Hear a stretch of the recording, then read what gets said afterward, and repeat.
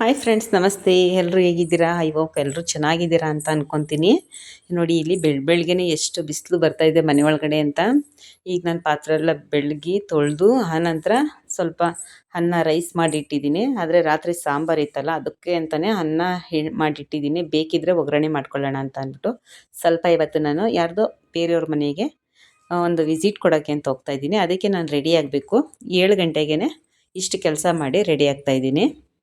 ಈಗ ನಾನು fresh up ಆಗಿ ಬಂದು ಈ ನಂತರ ಮುಖಕ್ಕೆ ಸಾಫ್ಟ್ ಟಚ್ ಅವ್ರದ್ದು ನಿವಿಯಾ ಕ್ರೀಮ್ ಹಾಕೋತಾ ಇದ್ದೀನಿ. ತುಂಬಾ ಚೆನ್ನಾಗಿದೆ, ಮಾಯ್ಶ್ಚರೈಸಿಂಗ್ ಅಂತ. ಇದನ್ನೇ ನಾನು ಬಳಸೋದು ಡೈಲಿ. ಯಾವಾಗ್ಲೂ ಕ್ರೀಮ್ ಹಾಕ್ತೇ ಹೋದ್ರೂ ಈ ಕ್ರೀಮ್ ಮಾತ್ರ ನಾನು ಬಳಸ್ತೀನಿ. ನಿವಿಯಾ ಅವ್ರದ್ದು ತುಂಬ ಚೆನ್ನಾಗಿದೆ. ಅದು ಸ್ವಲ್ಪ ಡ್ರೈ ಆದ ನಂತರ ನಾನು ಲ್ಯಾಕ್ಮಿ ಕ್ರೀಮ್ ಹಾಕ್ತಾಯಿದ್ದೀನಿ. ಅದು ತುಂಬ ಚೆನ್ನಾಗಿದೆ ಈ ಕ್ರೀಮಂತೂ. ನಾನು ಇದೊಂದೇ ಕ್ರೀಮು ನಾನು ಬಳಸೋದು, ಇನ್ಯಾವುದು ಕ್ರೀಮು ನಾನು ಬಳಸಲ್ಲ.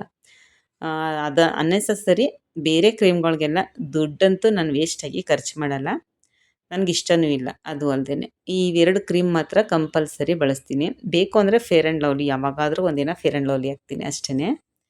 ತುಂಬಾ ಚೆನ್ನಾಗಿದೆ ಈ ಕ್ರೀಮಂತೂ. ಮೇಕಪ್ ಮಾಡ್ಕೊಳ್ಳೋದು ಏನಕ್ಕಪ್ಪ ತೋರಿಸ್ತಾ ಇದ್ದಾರೆ ಅಂತ ತಿಳ್ಕೊಬೇಡಿ. ನಾವು ಟೈಲರಿಂಗ್ ಕೆಲಸ ಮಾಡ್ತೀವಿ ಅಂದ ತಕ್ಷಣ ನಾವೇನು ರೆಡಿ ಆಗಬಾರ್ದು ಅನ್ನೋ ರೂಲ್ಸ್ ಏನಿಲ್ಲ ಅಲ್ವಾ. ಟೈಲರಿಂಗ್ ಕೆಲಸ ಮಾಡಿದ್ರೂ ಚೆನ್ನಾಗಿ ರೆಡಿ ಆಗಬೇಕು. ಮನೇಲಿರ್ತೀವಿ, ಕಸ್ಟಮರ್ ಬರ್ತಾರೆ ಅಲ್ವಾ. ಮನೇಲಿದ್ದೀವಿ ಅಂದ ತಕ್ಷಣ ನಾವು ಹಾಗೆ ಹೀಗೆ ಇರೋಕ್ಕಾಗಲ್ಲ. ನಮಗೆ ನಾವು ಚೆನ್ನಾಗಿ ಕಾಣೋಕ್ಕೋಸ್ಕರನಾದರೂ ರೆಡಿ ಆಗಬೇಕು. ಇದಾದ ನಂತರ ನಾನು ಫೌಂಡೇಶನ್ ಪೌಡರ್ ಹಾಕ್ಕೊತೀನಿ. ಅದು ಲ್ಯಾಕ್ಮಿ ಅವ್ರದ್ದೇ. ಎನಿ ಟೈಮ್ ನಾನು ಯಾವಾಗಲೂ ಅದನ್ನೇ, ಆ ಕ್ರೀಮ್ನೇ ಬಳಸೋದು. ಅದು ತುಂಬ ಚೆನ್ನಾಗಿದೆ. ಇದಾದ ನಂತರ ಎಲ್ರಿಗೂ ಗೊತ್ತಿರೋಂಗೆ ಹೆಣ್ಮಕ್ಳುಗಳು ಇನ್ನೂ ಒಂದು ಪೌಡ್ರನ್ನ ಕಾಮನಾಗಿ ಎಲ್ಲರೂ ಬಳಸಿರ್ತಾರೆ. ಯಾವುದಪ್ಪ ಅಂತಂದರೆ ಪಾಂಡ್ಸ್ ಪೌಡರ್. ಅದಂತೂ ಆಲ್ ಟೈಮ್ ಫೇವ್ರೇಟ್ ನನಗೆ. ಇದು ಹಾಕಿದ್ಮೇಲೆ ಅದು ಹಾಕಿಲ್ಲ ಅಂದರೆ ನಂಗೆ ಸಮಾಧಾನನೇ ಆಗೋಲ್ಲ. ಆ ಪೌಡ್ರನ್ನು ಸ್ವಲ್ಪ ನಾನು ಹಾಕ್ಕೊತೀನಿ. ನೋಡಿ, ಈ ಥರ ನಮ್ಮ ಮನೆಯವ್ರು ಏನೋ ಮಾತಾಡಿಸ್ತಾಯಿದ್ರು, ಮೇಕಪ್ ಮಾಡ್ಕೊತಾವಳೆ ಬೆಳಿಗ್ಗೆನೇ ಅಂತ.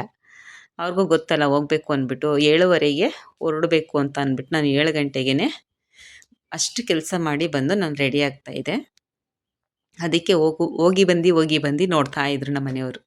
ಈಗ ನಾನು ಪಾಂಡ್ಸ್ ಪೌಡ್ರ್ ಹಾಕ್ಕೊತಾ ಇದ್ದೀನಿ. ನೋಡಿ, ಹಿಂಗೆ ಲೈಟಾಗಿ ಸ್ವಲ್ಪ ಟಚಪ್ ಕೊಟ್ಕೊತಾ ಇದ್ದೀನಿ. ಅದ್ರ ಜೊತೆಗೇ ಕಿವಿ ಮತ್ತು ಕತ್ತು ಎರಡನ್ನೂ ಸೇರಿಸಿ ನಾವು ಪೌಡ್ರು ಕ್ರೀಮು ಎರಡನ್ನೂ ಹಾಕ್ಕೊಬೇಕು. ಆವಾಗಲೇ ಚೆನ್ನಾಗಿ ಕಾಣೋದು.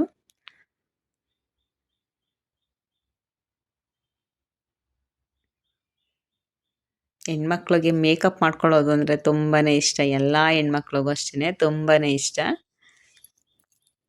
ಹಾಗೆಯೇ ನಾನು ಅಷ್ಟೇ ಸ್ವಲ್ಪ ಲೈಟಾಗೆ ಮೇಕಪ್ ಮಾಡ್ಕೊತೀನಿ. ಜಾಸ್ತಿ ಏನು ಮೇಕಪ್ ಎಲ್ಲ ಮಾಡ್ಕೊಳ್ಳಲ್ಲ. ನೋಡಿ, ಈಗ ಒಂದು ಸ್ಟಿಕ್ಕರ್ ಹಾಕ್ಕೊತಾ ಇದ್ದೀನಿ. ಸ್ಟಿಕ್ಕರ್ ಹಾಕೊಂಡ ನಂತರ ಒಂದು ಕುಂಕುಮ ಇಟ್ಕೊಂಡ್ರೆ ನನ್ನ ಮೇಕಪ್ ಮುಗೀತು. ತುಟಿಗೆ ಸ್ವಲ್ಪ ಲಿಪ್ ಬಾಮ್ ಹಾಕ್ಕೊಳ್ಳೋಣ. ಲಿಪ್ ಬಾಮ್ ಹಾಕ್ಕೊಂಡು ಆನಂತರ ಲಿಪ್ಸ್ಟಿಕ್ ಹಾಕ್ಕೊಬೇಕು. ಡೈರೆಕ್ಟು ಲಿಪ್ಸ್ಟಿಕ್ ಹಾಕ್ಕೋಬಾರ್ದು ತುಟಿಗೆ. ಹಾಗಾಗಿ ಲಿಪ್ ಬಾಮ್ ಹಚ್ಕೊಂಡು ಲಿಪ್ಸ್ಟಿಕ್ ಹಾಕ್ಕೊತಾ ಇದ್ದೀನಿ. ಲೈಟಾಗಿ ಹಾಕ್ಕೊತಾ ಇದ್ದೀನಿ. ಬೆಳಗ್ಗೆನೇ ಯಾರು ಡಾರ್ಕಾಗೆ ಹಾಕ್ಕೊಳ್ಳೋಕ್ಕೆ ನನಗೆ ಇಷ್ಟನೇ ಇಲ್ಲ. ಹಂಗಾಗಿ ಲೈಟಾಗಿ ಹಾಕ್ಕೊತೀನಿ. ಲಿಪ್ಸ್ಟಿಕ್ಕು ಅಷ್ಟೇ ಹಾಕಿ ಅಭ್ಯಾಸ ಆಗಿರೋದಕ್ಕೆ ಹಾಕಬೇಕು ಅಂತ ಅನಿಸುತ್ತಲ್ಲ, ಅದಕ್ಕೋಸ್ಕರ ಸ್ವಲ್ಪ ಹೊರಗಡೆ ಹೋಗ್ಬೇಕಾದ್ರೆ ಹಿಂಗೆ ಲೈಟಾಗಿ ಹಾಕ್ಕೊತೀನಿ. ಮದುವೆಗಳಿಗೆಲ್ಲ ಡಾರ್ಕಾಗಿ ಹಾಕಿರ್ತೀನಿ, ಇಲ್ಲ ಅಂತೇನಿಲ್ಲ. ಇದು ಮನೆ ವಿಸಿಟಿಂಗ್ಗೆ, ಮನೆಗೆ ಕರೆದಿದ್ದಾರೆ ಯಾರು, ಅದಕ್ಕೋಸ್ಕರ ಹೋಗಿ ನೋಡ್ಕೊಂಡು ಬರೋದಲ್ವಾ ಅಂತ ಅಷ್ಟೇ. ಹಿಂಗೆ ರೆಡಿ ಆಗ್ತಾಯಿದ್ದೀನಿ ಸಿಂಪಲಾಗಿ ಒಂದು ಡ್ರೆಸ್ ಹಾಕ್ಕೊಂಡು. ಇದಾದ ನಂತರ ಒಂದು ಕುಂಕುಮ ಇಟ್ಕೊಂಬಿಡೋಣ. ಮುಗೀತು, ಇಷ್ಟೇ. ಈಗ ಒಂದು ತಲೆ ಬಾಚ್ಕೊಂಡ್ರೆ ಹೇರ್ ಸ್ಟೈಲ್ ಮುಗಿಯುತ್ತೆ. ಹೇರ್ ಸ್ಟೈಲು ಅಷ್ಟೇ, ನಾನೇನು ಜಾಸ್ತಿ ಎಲ್ಲ ಟೈಮ್ ತೊಗೊಂಡು ಬಾಚ್ಕೊಂಡು ಕೂತ್ಕೊಳ್ಳಲ್ಲ. ಒಂದು 5 ನಿಮಿಷದಲ್ಲಿ ನಾನೊಂದು ಕ್ಲಿಪ್ ಹಾಕ್ಕೊಂಡ್ರೆ ಮುಗೀತು. ಮೇಕಪ್ ಹೇಗಿತ್ತು ಅಂತ ಹೇಳಿ. ಅದನ್ನು ಮೇಕಪ್ ಅಂತಲೂ ಹೇಳಲ್ಲ ನಾನು, ಯಾಕಂದರೆ ಸಿಂಪಲ್ಲಾಗಿ ರೆಡಿಯಾಗಿರೋದ್ರಿಂದ ಅದನ್ನು ಮೇಕಪ್ ಅಂತಲೂ ಹೇಳಲ್ಲ. ಹೇಗಿತ್ತು ಅಂತ ಕಮೆಂಟ್ ಬಾಕ್ಸಲ್ಲಿ ಕಮೆಂಟ್ ಹಾಕಿ ಫ್ರೆಂಡ್ಸ್. ನೀವು ಇದೇ ಥರನೇ ಸಿಂಪಲ್ಲಾಗಿ ಮೇಕಪ್ ಮಾಡ್ಕೋತೀರಾ ಹೇಗೆ ಅಂತ. ಹೆಣ್ಮಕ್ಳಿಗೆ ಮೇಕಪ್ ಅಂದರೆ, ರೆಡಿ ಆಗೋದಂದರೆ ತುಂಬಾ ಇಷ್ಟ ಅಲ್ವಾ. ನಿಮಗೂ ಇಷ್ಟನಾ? ಆ ಥರ ಒಂದು ಕಮೆಂಟ್ ಬಾಕ್ಸಲ್ಲಿ ಕಮೆಂಟ್ ಹಾಕಿ ಫ್ರೆಂಡ್ಸ್. ಹಾಗೆಯೇ ನನ್ನ ವಿಡಿಯೋ ನಿಮಗೆ ಇಷ್ಟ ಆದರೆ ಲೈಕ್ ಮಾಡಿ, ಶೇರ್ ಮಾಡಿ, ಹಾಗೆಯೇ ಸಬ್ಸ್ಕ್ರೈಬ್ ಮಾಡಿ ಫ್ರೆಂಡ್ಸ್. ಯಾಕಂದರೆ ನೆಕ್ಸ್ಟ್ ವೀಡಿಯೋ ಹಾಕೋಕ್ಕೆ ನನಗೂ ಒಂಥರ ಇಷ್ಟ ಆಗುತ್ತೆ. ಜನ ಒಪ್ಕೋತಿದ್ದಾರಪ್ಪ ಅಂತ ಅಂದ್ಬಿಟ್ಟು. ನೋಡಿ ನನ್ನ ಫೇವ್ರೆಟ್ ವಾಚ್,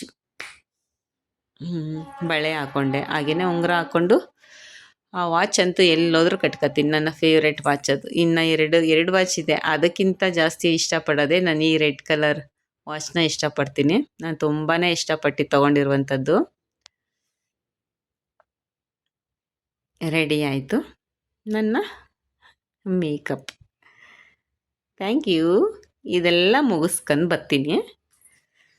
ಹಾಯ್, ಎಲ್ಲ ಮುಗಿಸ್ಕೊಂಡು ಬಂದು ಈಗ ನನ್ನ ಕೆಲಸ ಏನಿದೆ ಹೇಳಿ, ಟೈಲರಿಂಗ್ ಕೆಲಸ, ಫಾಲು ಮತ್ತು ಲೈನಿಂಗು ಇದನ್ನೆಲ್ಲ ಸ್ವಲ್ಪ ತೊಗೊಬಂದಿಟ್ಟಿದ್ರು. ಇದನ್ನೆಲ್ಲ ನಾನು ಸ್ವಲ್ಪ ನೀರಿಗೆ ಹಾಕಿ ಆ ನಂತರ ಒಣಗಿಸ್ಕೊಂಡು ಐರನ್ ಮಾಡಬೇಕು. ಇಷ್ಟು ಕೆಲಸ ಬಾಕಿ ಇದೆ ಈಗ ನನಗೆ. ಪಟ ಪಟ ಅಂತ ಬರುವಷ್ಟರಲ್ಲಿ 11 ಗಂಟೆ ಆಯಿತು. ನಾನು ತಿಂಡಿ ತಿಂದಿರೋದೆಲ್ಲ ವೀಡಿಯೋ ಹಾಕಿಲ್ಲ. ನಾನು ಬಂದು ತಿಂಡಿ ತಿಂದು ಆ ನಂತರ ಡ್ರೆಸ್ ಚೇಂಜ್ ಮಾಡಿ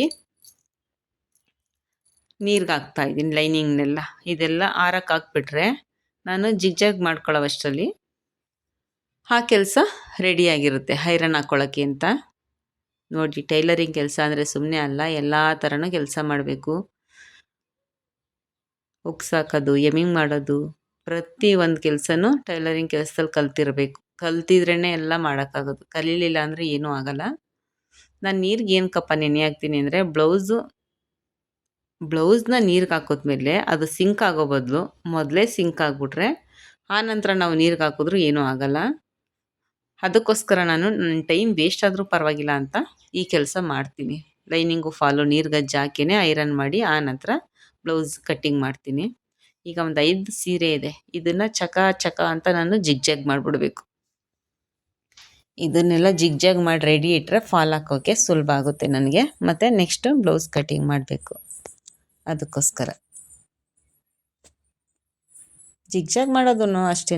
ಟೈಲರಿಂಗ್ ಶಾಪ್ಗಳಲ್ಲಿ ಹೋಗಿ ಜಿಗ್ಜಾಗ್ಗೆ ಕೇಳಿಕೊಂಡು ಜಿಗ್ಜಾಗ್ ಮಾಡಿದ್ರೆ ಅದರಿಂದನೂ ಒಂದು ಜಿಗ್ಜಾಗ್ಗೆ 20 ರೂಪಾಯಿ ಇರ್ಬೋದು ಅಂತ ಅಂದ್ಕೋತೀನಿ. ಇಲ್ಲ 25 ರೂಪಾಯಿ ಮಾಡಿರ್ಬೋದೇನೋ. 20 ರೂಪಾಯಿ ಅಂತಲೇ ಅಂದ್ಕೊಳ್ಳಿ, ಪರವಾಗಿಲ್ಲ. ಒಂದು 10 ಸೀರೆ ಸಿಕ್ಕಿದ್ರೆ ಸಾಕಲ್ವಾ ಹೆಣ್ಮಕ್ಳುಗಳಿಗೆ. ಮನೇಲಿ ಇತ್ಕೊಂಡು ದಿನಕ್ಕೆ ಎಷ್ಟಾಗುತ್ತೆ? 10 ಸೀರೆಗೆ 200 ರೂಪಾಯಿ ಆಗುತ್ತೆ. ಈ ಥರ ಒಂದು ಜಿಗ್ಜಾಗ್ ಮಿಷಿನ್ ಇರಬೇಕು. ನಾವು ಮಾಡೋದು ಕಲ್ತಿರಬೇಕು, ಅದು ಇಂಪಾರ್ಟೆಂಟ್. ಮನೇಲಿ ಕೂತ್ಕೊಂಡೇ ಹೆಣ್ಮಕ್ಳು ಸಂಪಾದನೆ ಮಾಡ್ಬೋದು, ಏನಾದರೂ ಮಾಡ್ಬೋದು. ಏನು ಆಚೆನೇ ಹೋಗಿ ದುಡಿಬೇಕು ಅಂತ ಏನಿಲ್ಲ. ಆದರೆ ಮನಸ್ಸು ಕೊಡಬೇಕು, ನಾವು ಇಷ್ಟಪಡಬೇಕು. ಮನಸ್ಸು ಕೊಟ್ಟು ಕೆಲಸ ಮಾಡಿದ್ರೆ ಮಾತ್ರ ನಾವು ಮಾಡೋಕ್ಕಾಗೋದು. ಇಲ್ಲಾಂದರೆ ಆಗಲ್ಲ. ಆಚೆಯಿಂದ ಬಂದಾಗ ನಾನು ಸ್ವಲ್ಪ ಹೊತ್ತು ಮಲ್ಕೋತಿದ್ದೆ. ಇವತ್ತು ಕೆಲಸ ಇದೆ ಅಂತ ಅಂದ್ಬಿಟ್ಟು ನಾನು ಮಲ್ಕೊಂಡಿಲ್ಲ. ಈ ಕೆಲಸ ಮುಗಿಬೇಕಲ್ಲ ನನಗಿವತ್ತು ಅಂತ ಅಂದ್ಬಿಟ್ಟು ಬಂದಿದ್ದ ತಕ್ಷಣ ತಿಂಡಿ ಮಾಡ್ಕೊಂಡು ತಿಂದ್ಬಿಟ್ಟು ಆ ನಂತರ ಬಂದು ಟೈಲರಿಂಗ್ ಕೆಲಸಗಳು ಏನೇನಿದೆ ಅದನ್ನು ನಾನು ಮುಗಿಸೋಣ ಅಂತ ಬಂದಿದ್ದೀನಿ. ಬೇಕಿದ್ದರೆ ಆಮೇಲೆ ಒಂದು ಅರ್ಧ ಗಂಟೆ ರೆಸ್ಟ್ ಮಾಡಿದ್ರೆ ನಡೆಯುತ್ತೆ ಅಂತ ಅಂದ್ಬಿಟ್ಟು. ಈಗ ಈ ಸೀರೆ ಎಲ್ಲ ಜಿಗ್ಜಾಗ್ ಮಾಡಾಯಿತು. 5 ಸೀರೆ ಜಿಗ್ಜಾಗ್ ಮಾಡಿದ್ದೀನಿ, ನೋಡಿದ್ರಲ್ಲ ಫ್ರೆಂಡ್ಸ್. ಈಗ ಅದೆಲ್ಲ ಲೈನಿಂಗ್ ಎಲ್ಲ ಒಣಗಿರುತ್ತೆ. ಈಗ ಎತ್ಕೊಬಂದು ನಾನು ಐರನ್ ಹಾಕ್ಕೊತೀನಿ. ಐರನ್ ಹಾಕ್ಬಿಟ್ಟು ರೆಡಿ ಮಾಡಿಟ್ರೆ ನನ್ನ ಕೆಲಸ ಈಸಿ ಆಗುತ್ತೆ ಅಂತ.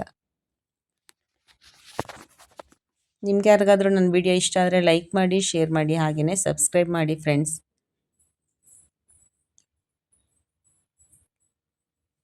ಸ್ಟಿಚಿಂಗ್ ಬಗ್ಗೆ ಆದರೂ ಅಷ್ಟೇ, ಏನಾದರೂ ವಿಡಿಯೋ ಬೇಕು ಅಂತ ಅಂದರೆ ಕಮೆಂಟ್ ಬಾಕ್ಸಲ್ಲಿ ಹಾಕಿ. ನಾನು ಸ್ಟಿಚಿಂಗ್ ಬಗ್ಗೆ ಬೇಕಿದ್ರೆ ಹೇಳ್ಕೊಡ್ತೀನಿ.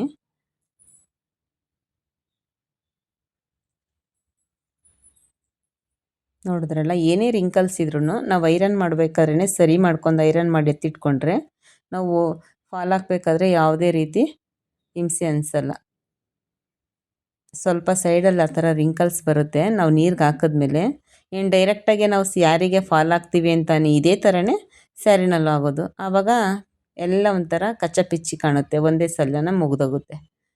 ಈಗ ನೀರಿಗೆ ಹಾಕ್ಬಿಟ್ಟು ಹಾಕಿದ್ರೆ ನಾವು ಯಾವುದೇ ಕಾರಣಕ್ಕೂ ಏನೂ ಆಗಲ್ಲ, ರಿಂಕಲ್ಸ್ ಬರಲ್ಲ ಸೀರೆನಲ್ಲಿ.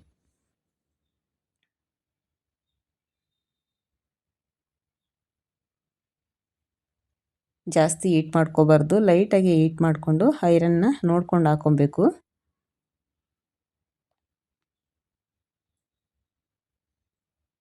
ಮೇಕಪ್ ರೆಡಿಯಾಗೋ ವಿಡಿಯೋ ಹಾಕೋರೆ ಅಂತ ಏನು ಬೇಜಾರು ಮಾಡ್ಕೋಬೇಡಿ ಫ್ರೆಂಡ್. ನಾವು ಟೈಲರಿಂಗ್ ಕೆಲಸ ಮಾಡೋದ್ರ ಜೊತೆಗೆ ನಾವು ಹೇಗೆ ರೆಡಿ ಆಗಬೇಕು ಅನ್ನೋದು ನಮಗೂ ಗೊತ್ತಿರಬೇಕಲ್ಲ. ಸುಮ್ಮನೆ ಟೈಲರಿಂಗ್ ಕೆಲಸ ಮಾಡ್ತೀವಿ ಅಂದ್ಬಿಟ್ಟು ಹೆಂಗೆ ಬೇಕು ಹಂಗೆ ಇರೋಕ್ಕಾಗಲ್ಲ. ನಾವು ನಮ್ಗೆ ಚೆನ್ನಾಗಿ ಕಾಣಬೇಕು ಅಂತಲೇ ನಾವು ರೆಡಿ ಆಗಬೇಕು. ಬೇರೆಯವ್ರು ಚೆನ್ನಾಗಿ ಕಾಣ್ತೀವೋ ಬಿಡ್ತೀವೋ ಅದು ನಮಗೆ ಬೇಡ. ನಮಗೆ ಚೆನ್ನಾಗಿ ಕಾಣಬೇಕು ಅಂತ ನಾವು ರೆಡಿ ಆಗಬೇಕು. ಹೆಣ್ಮಕ್ಳು ಅಟ್ರಾಕ್ಷನ್ ಆಗಿ ಇರಬೇಕು. ನೋಡಿದ್ರಲ್ಲ, ರೆಡಿ ಆಯಿತು ಐರನ್ನು ಮಾಡಿರೋದು. Thank you for watching.